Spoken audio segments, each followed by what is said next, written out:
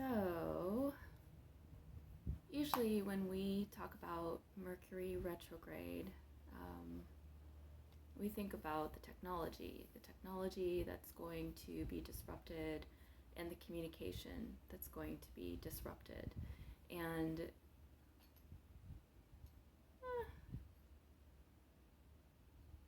what I'd like to say is maybe that's useful. I've certainly read through a lot of threads where people are agreeing with that experience. So if it's useful to think in terms of backing things up and protecting your hardware, absolutely do that. What I would like to do is encourage us, take our relationship with the archetype and expression of Mercury, communication and divine downloads, and make it much more about our personal relationship with communication and our direct relationship with expression. Okay, so why do I say divine downloads? When we think of the story of Mercury as the divine messenger, Mercury in myth was the one who carried the messages from the gods and delivered them to humanity and other gods. Mercury was the messenger, the transmitter. So Mercury is not just communication, but it is divine communication. That ability that we all have to be directly connected with the source of information. And if you don't know your astrological symbolism, it's okay. You have a broad place from which to approach mercurial information, expression, communication. If you know what your astrological symbolism is, where Mercury is placed in your chart, then you can play with the expression of Mercury through that house, through that zodiacal sign. So, for example, Mercury is in Venus retrograde right now, I believe. And the idea is that we would look at Mercury. So how do we communicate? How do we express? How do we process information? How do we think? What are our habitual thought patterns? These are some of the things that come up in a retrograde experience. We are reviewing, renegotiating, recalibrating, reassessing, all of the words. Basically, we are looking back at a span of time, a span of experiences, and we are making assessments and decisions about what needs to be released and what can come forward with us. So we can do that in a general sense. I want to make these archetypes accessible to everyone. You don't have to have a relationship with your zodiac chart, your natal chart, in order to use these principles, these archetypes and ideas.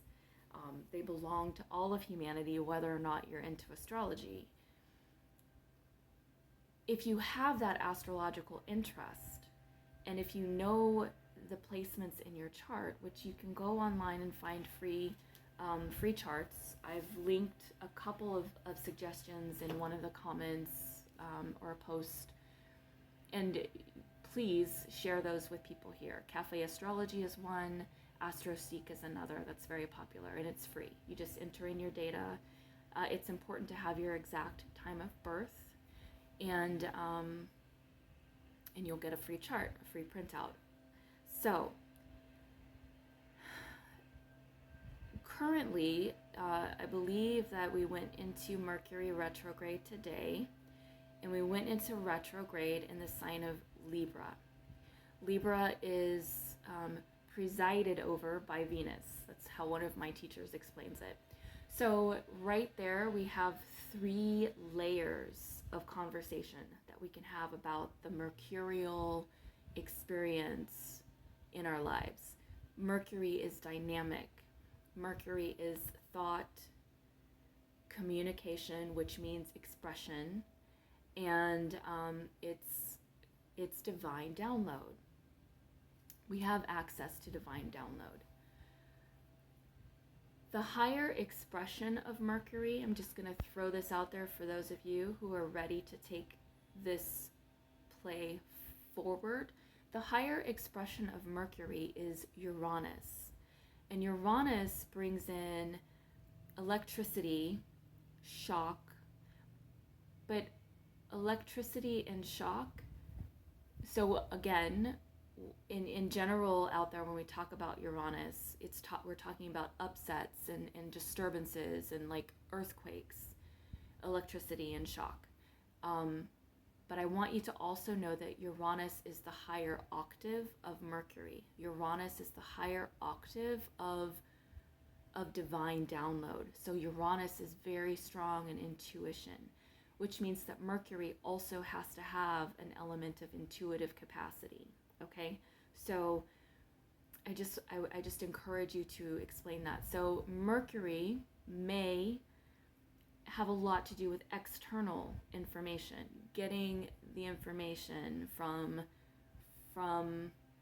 like I keep motioning this upward into experience, divine download.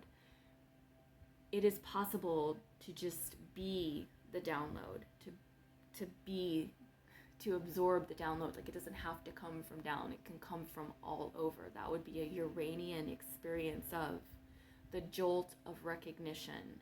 So just hold that as you are working with Mercury and the idea of reviewing and releasing and renewing and renegotiating, Okay, so the 3 layers that we can play with archetypally right now, September 28 through, I think Mercury comes out of retrograde sometime between the 14th and 17th of October.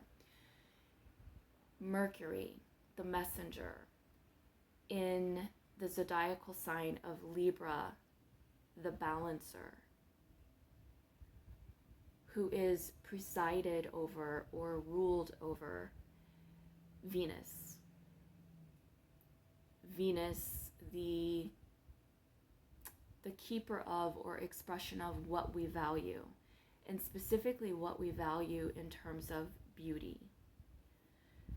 Okay, so just allow that information to organize itself in you. Libra is an air sign. And in some astrological traditions, Libra is considered yang, so masculine. I'm going to go ahead and use that language. Yang. It's because I think often people think of Libra as feminine because we talk a lot about relationships with Libra, but in classical terms, Libra has an air quality. Libra is a mental appreciation of beauty. Libra is cultural appreciation of beauty, cultural expression of beauty. The other sign ruled by Venus is Taurus, and Taurus is an embodied appreciation and expression of beauty. Taurus is very sensual, whereas Libra's expression and relationship with beauty can be more intellectual, books, music, painted art, cultural, intellectual expressions and appreciations of beauty, whereas Taurus is going to be the dancer, perhaps, rather than appreciating the dancer. It's not to say that you can't be both and all, but there is a nuance to Venus's expression in each of these zodiacal signs. So right now we are in more of a heady, intellectual, air related, and air is more thought, more ideation. Like air is head, it's mental. So you may find yourself in a place now where you are evaluating your ideas about beauty, art, expression, and relationship, because that's the Libra quality. Libra is that part of us that is relating with the external world. So when we're looking at our charts, there's the circle, there's an inner circle that represents us on planet Earth, and there's a horizon line. There's a line across that circle, and that the horizon line, the idea is that it's east to west, west being on the left side of that astrological map. And the things that happen underneath that horizon line tend to be more of an internal, inner development experience. Things that happen above the horizon line tend to be outward expressions of perhaps what we've picked up on the inner development. So Libra is just above the horizon. So symbolically, that's indicating how we take our expression, our relationships out into the world.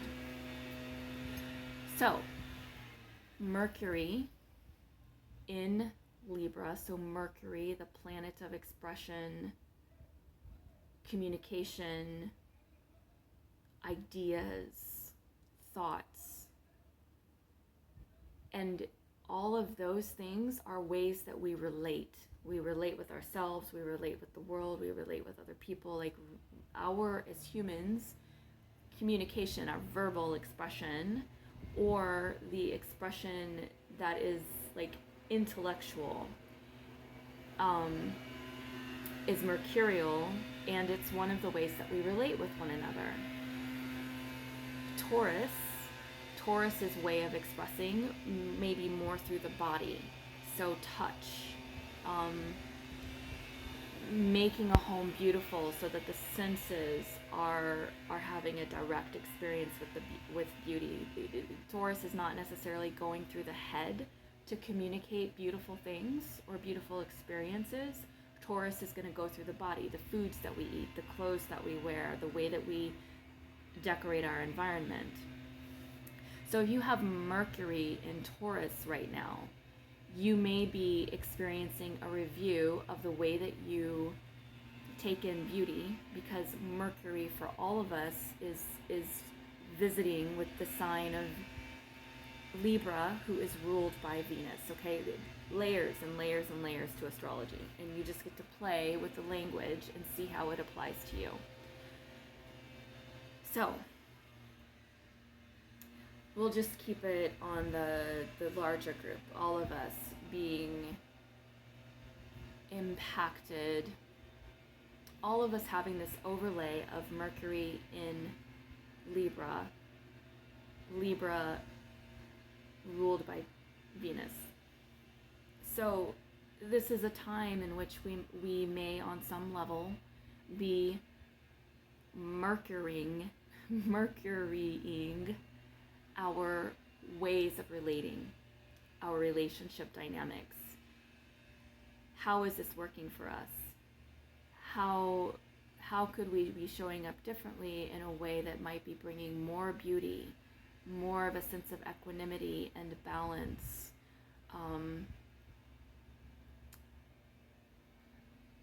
People use the word justice a lot with Libra.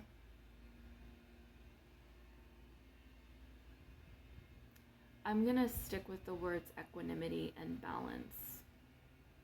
There is always an external experience. For the purpose of this class, I'm more interested in what is the internal experience, because when we shift our internal dynamics, our external dynamic shifts. So, if we're going to use the word justice, what justices and injustices and in the range in between may we be withholding from ourselves? How might we be unfair in how we perceive ourselves? These are just some of the ways that you can play with retrograde Mercury visiting the sign of Libra. Okay, so I'm just gonna take a moment here.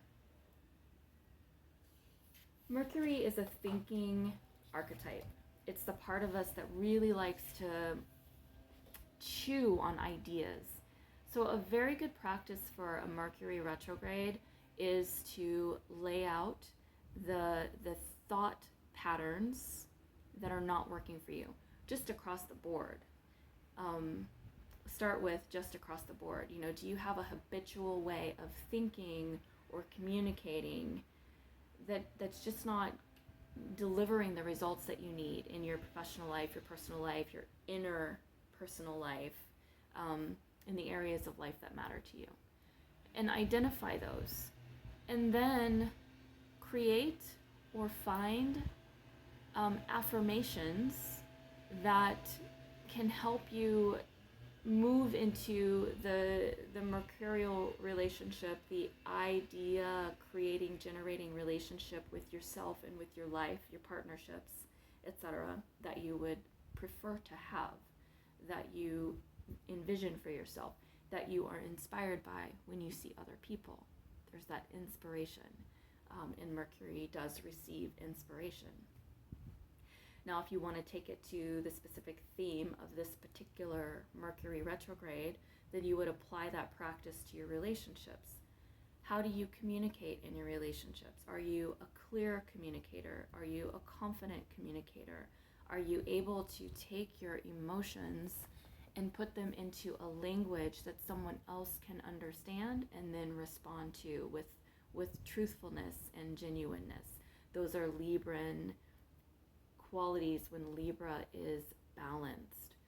When that quality of Libra is not balanced within us, Libra the scales, Libra the relational we sign, we hide from conflict. We might be very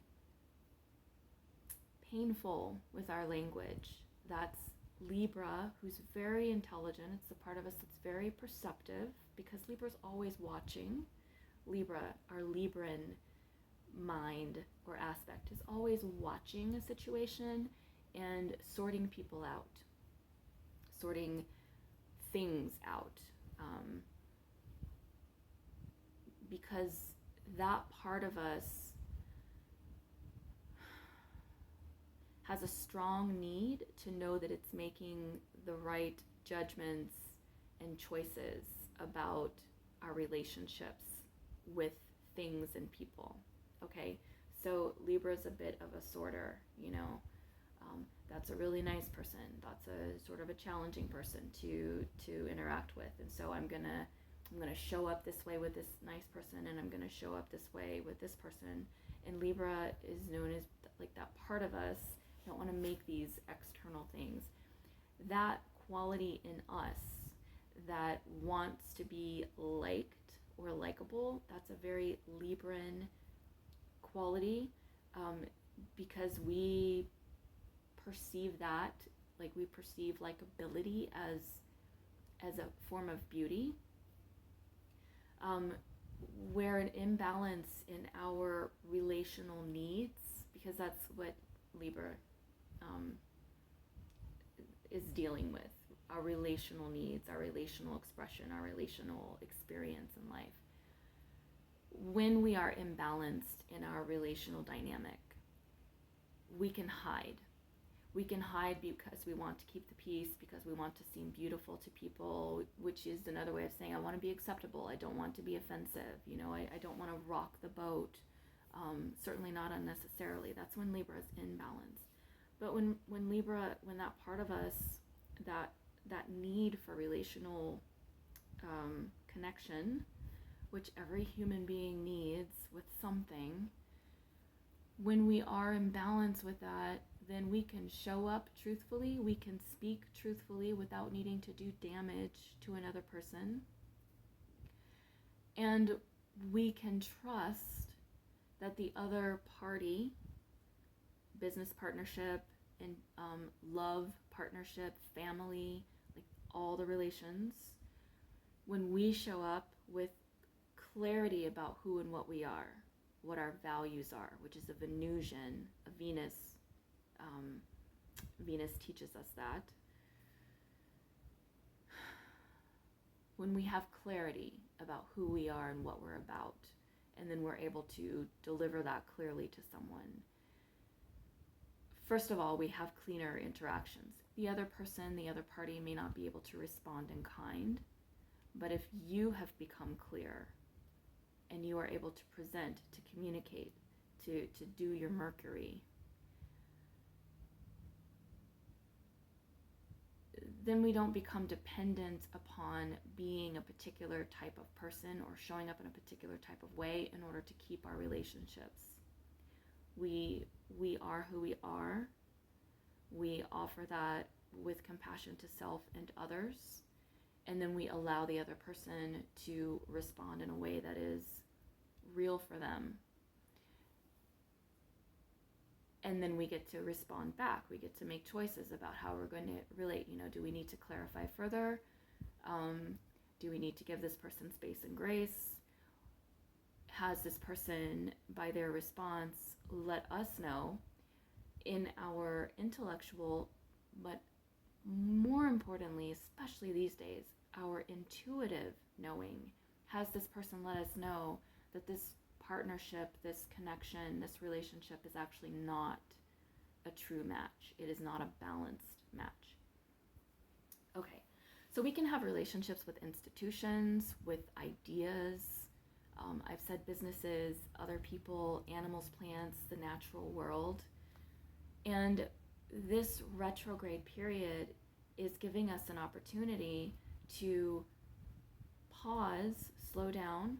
That's what a retrograde in symbolic terms does. It's the idea that a planet, the thing that we're, I don't even need to say that. It's symbolically this energy, this guide. I'm trying not to use the word archetype again. And I'm trying not to rely too heavily on zodiacal, like the zodiac, as the thing, because it's not really the thing. It is an expression of something that is within us. So a retrograde is the idea that this expression of something within us is being highlighted, and it's slowing down, and then it's stopping. And just having a thing slow down and then stop is what allows us the space to actually get a sense of what's going on, what's really going on here. I'm not moving and taking in new information. I'm pausing and reflecting on what has come up in this recent period. And some people will point to specific periods in time. With a retrograde in astrology, it's like what was happening earlier in the year. That can be very useful.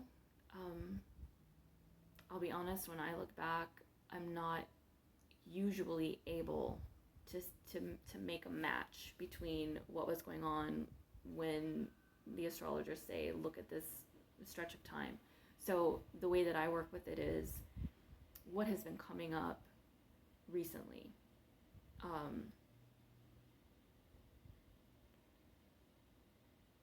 Yes, I'm just, again, this video is already 24 minutes, so I don't want to keep going on this. Okay, so what I'd like to do as an assignment, what I'd like to give you as an assignment, something you can actually work with, is you've probably already done this because we've been working with Mercury retrogrades for a long time. People in these days and times are comfortable with the language of Mercury retrograde. So you're in a review process. What is it that's coming up for you that needs to be transformed, transmuted, released? Get clear about those things, and then design some affirmations. So affirmations are programs. It's a way of reprogramming our thought processes. And thoughts have actual chemical components to them. The thoughts that we have actually create chemistry in our bodies. Affirmations actually support certain qualities of chemistry in our body. You know, if we're constantly telling ourselves something negative, you can feel that in your body. The brain is actually releasing some chemicals that matches the vibration of feeling low about yourself. When we take a proactive stance, when we verbalize proactivity, self-support, goals and ambitions, the brain actually develops a chemical response to that helps us, that lifts us up into a higher vibratory state. And we'll talk more about vibration as we go. So crafting 1 or 2 affirmations. You want to keep this simple for yourself. 1 or 2 affirmations, and 1 or 2 affirmations that feel really strong. Like when you read them, when you land on them, you just feel yeah, that's what I'm working on right now. And then you can do a couple different practices. One practice that you can do is 55 by 5. So for 5 days, you would write out 55 times a day your affirmation. Works really great if it's a short affirmation. If it's not a short affirmation, you'll be writing for a while. It's actually a practice that I do use and I do recommend it. You can also record your affirmation and listen to your own voice recording on a daily basis. The thing is, you want to choose a daily practice. So if you're just writing out your affirmation 3 times a day, every day, you want to be writing, you want to be reprogramming your brain. So this takes me all the way back to what I started with. We tend to hear about Mercury in terms of communication breakdown, technology breakdown. I want to encourage us to think of ourselves, our body, as the technology. And whenever we're working with any of the planetary energy, we are working with our body as a technology. So with Mercury is something that serves as a program in our thinking. When we come up against a retrograde, we have an opportunity to evaluate our programming and upgrade our programs, upgrade the way that we think and perceive. And that's what I'm encouraging you to do. Have a proactive relationship with Mercury during this retrograde period. Okay, I'm going to go ahead and stop there and see how this class, how it helps you, how it serves. So please, if you feel like sharing some of your affirmations or some of your, I would say some of your affirmations, let's focus on stepping into the high vibration. Please do that in the comments section below the video. And I will see you in a later class. Thank you so much.